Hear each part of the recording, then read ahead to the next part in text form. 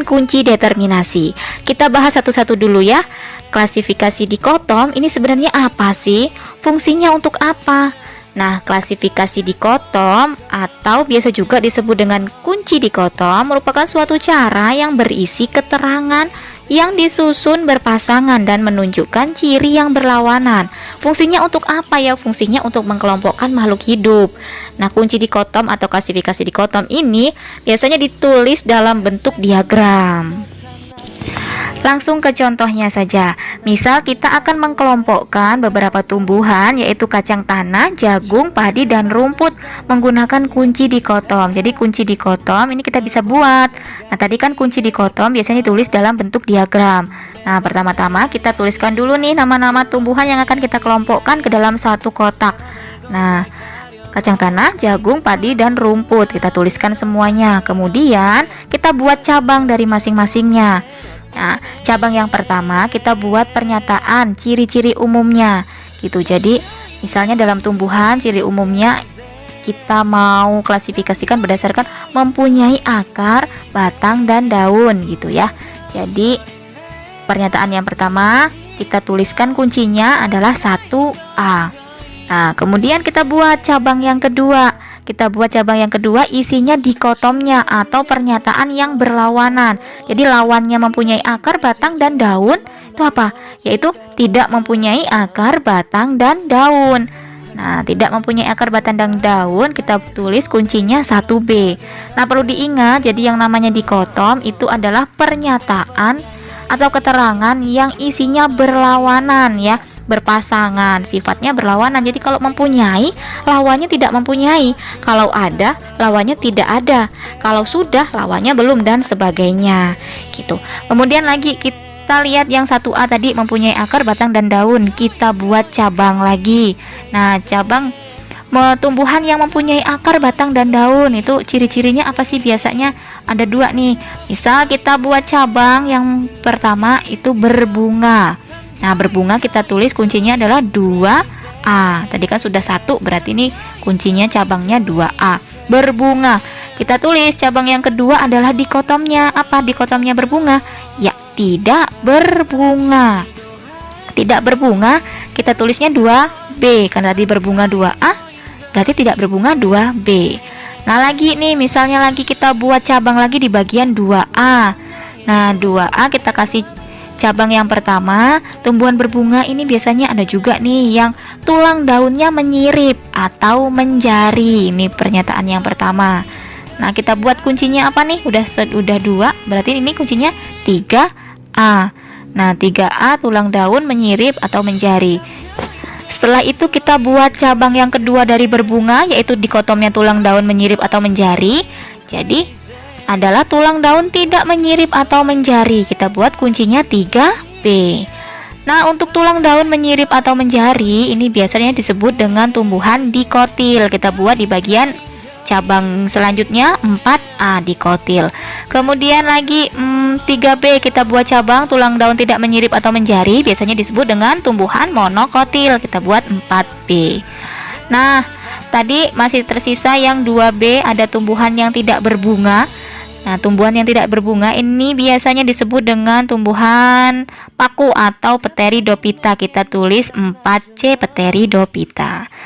Kemudian lah kita lihat di cabang yang 1B. Belum ada cabang ya, 1B kita buat cabangnya. Tumbuhan yang tidak memiliki akar, batang, dan daun. Ini ada 2 nih biasanya. Tubuh berupa talus. Nah, belum bisa dibedakan mana akar, batang, dan daun ya. Jadi tubuh berupa talus. Kita buat 1, 2, 3, 4. Sudah ada semua. Kemudian kita buat sekarang 5A.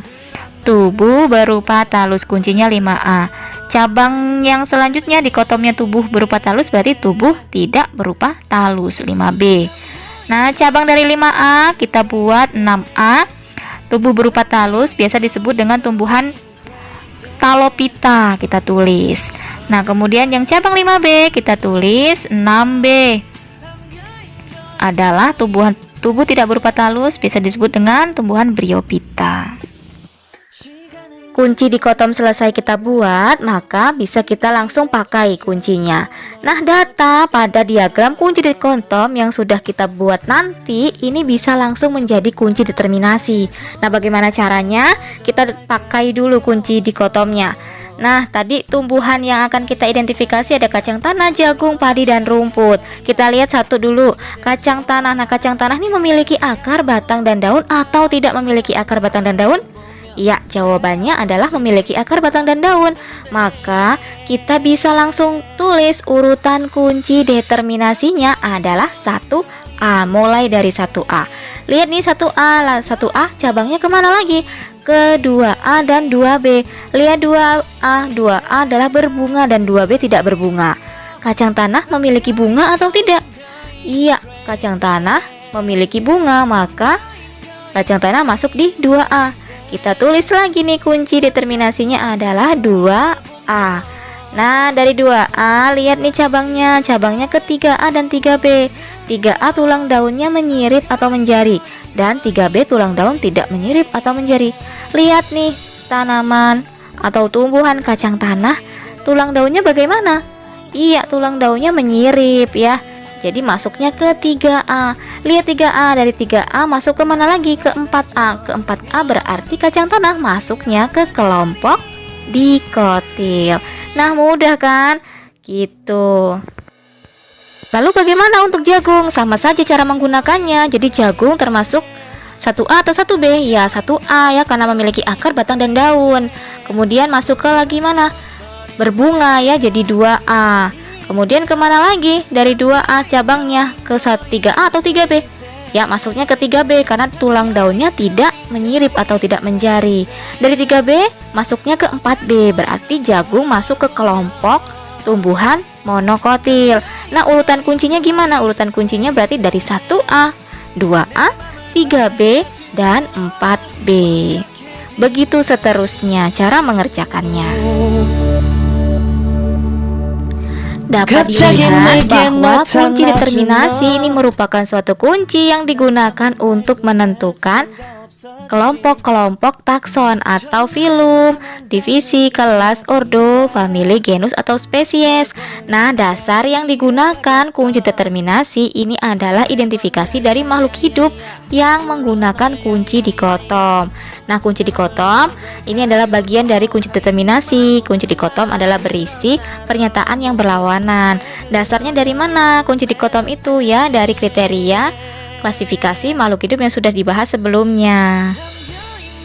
Selain dari kriteria klasifikasi, dasar-dasar klasifikasi makhluk hidup yang paling utama ini bisa berdasarkan persamaan dan perbedaan yang dimiliki oleh makhluk hidup tersebut. Kemudian berdasarkan ciri tubuh secara morfologi dan anatomi. Kemudian juga bisa berdasarkan manfaat, ukuran, tempat hidup, dan cara hidup makhluk hidup itu sendiri. Oke, materi kita tentang klasifikasi dikotom dan kunci determinasi selesai. Jika ada pertanyaan, boleh silahkan tuliskan di kolom komentar ya. Saya akhiri, wassalamualaikum warahmatullahi wabarakatuh. Terima kasih.